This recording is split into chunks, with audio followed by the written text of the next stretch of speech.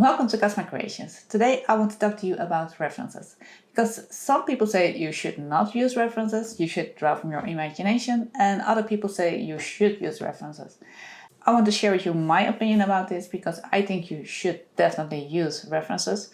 And I also want to explain to you why and how you can use your references and where you can find reference photos that are free to use. While I'm talking, I'm going to show you a time-lapse video of a drawing that I made. It's how I transform a horse into a dragon. Maybe you've seen it already on Instagram. It's a very fast time-lapse there. But if you want to see it in real time, that one is up on my Patreon with a bit more explanation to it. So, let's talk about references. Because you've probably heard people say, you should not use reference, you're not a real artist if you don't create something from imagination alone. I had the comments too that I should draw from imagination alone. And I do draw from imagination. I make my own designs, unless I make a fan art piece, and then I make sure that it's clearly stated that it's a fan art piece and where it's from. Using a reference and drawing from imagination is so much intertwined that you can't really see them separate. If you draw from imagination, you draw only with the knowledge that you have. So if you would ask me to draw a cat, I can draw you a pretty decent looking cat without looking at a photo or a picture or a video or having a cat sitting right in front of me. And that is because I know what a cat looks like. So I can draw you a proper cat and I can say, yeah, I drew a cat entirely from my imagination. But did I? Because how do I know how that cat looks like? I must have seen a cat before. I did. I've seen many cats. I have 3 cats. So I did use references of cats in the past. Only for that cat, I did not use any references. So I drew that cat from the knowledge that I have. And to gather that knowledge, you use references. I think that is where a lot of people go wrong with their mindset.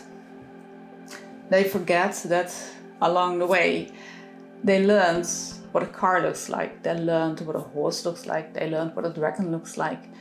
And the knowledge that they gathered from their references makes them able to draw without references.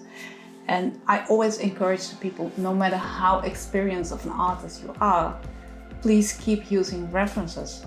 If you're not using them in your work, please use them for practice, because when you use a reference, you learn. When you draw from a picture, a pose that you haven't not drawn before, you gain experience, you gain knowledge.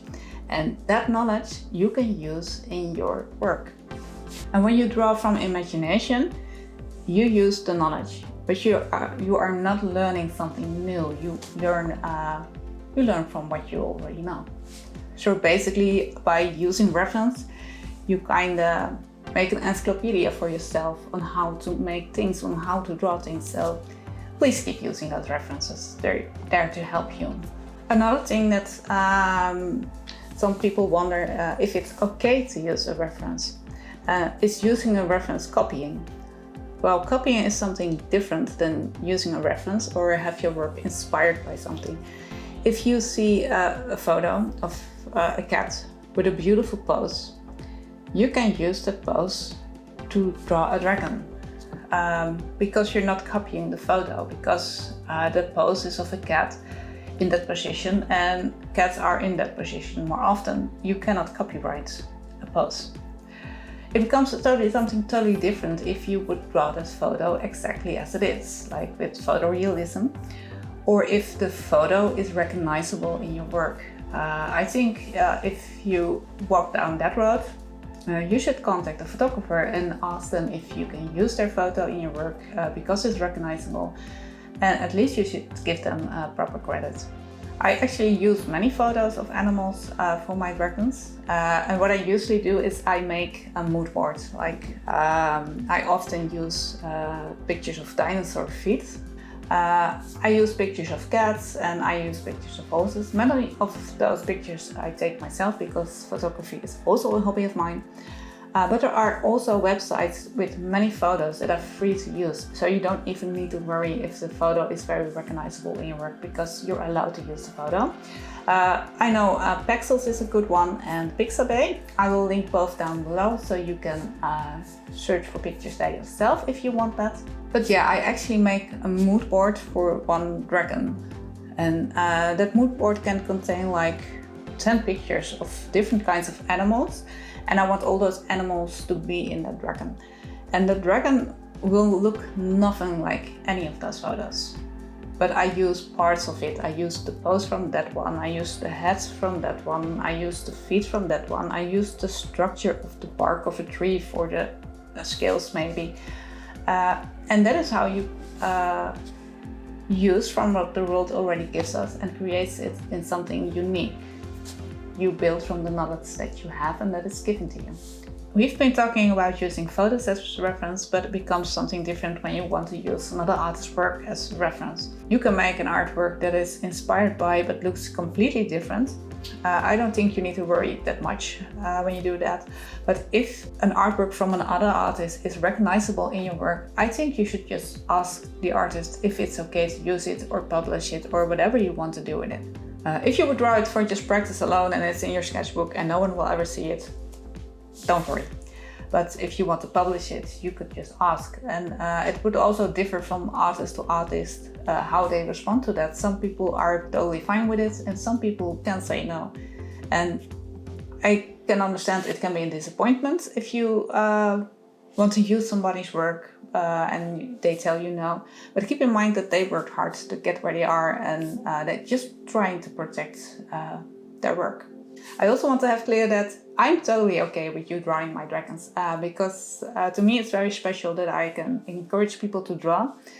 It feels special to me that my dragons travel all over the world and that many people draw them. And every time I see someone recreating one of my dragons, it feels very special to me. So keep them coming.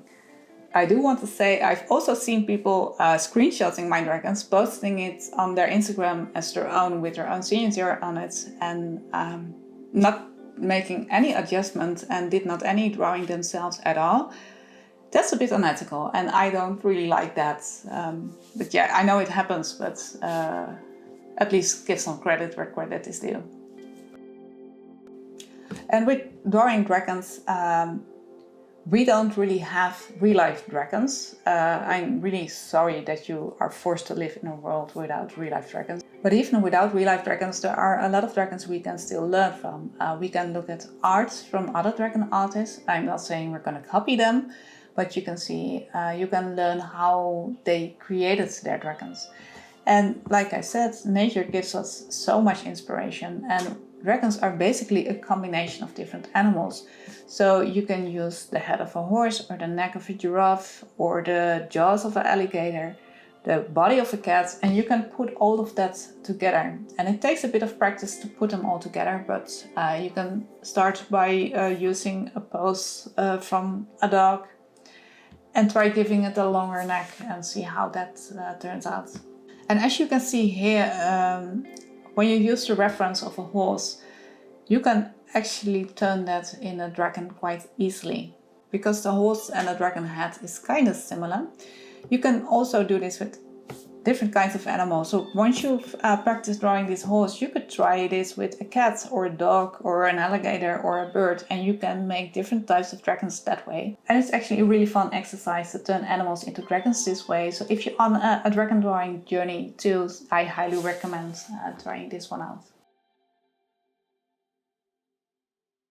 And this is what I wanted to share with you about the use of references. I noticed that I stuttered a lot today, and I hope I can still make a good video from this after editing it. But if it's not, yeah, I'm sorry, please bear with me. I'm trying here. If you enjoyed watching the time-lapse from turning a horse into a dragon, I have a real-time video from that up on my Patreon with a little bit more explanation on how I did that.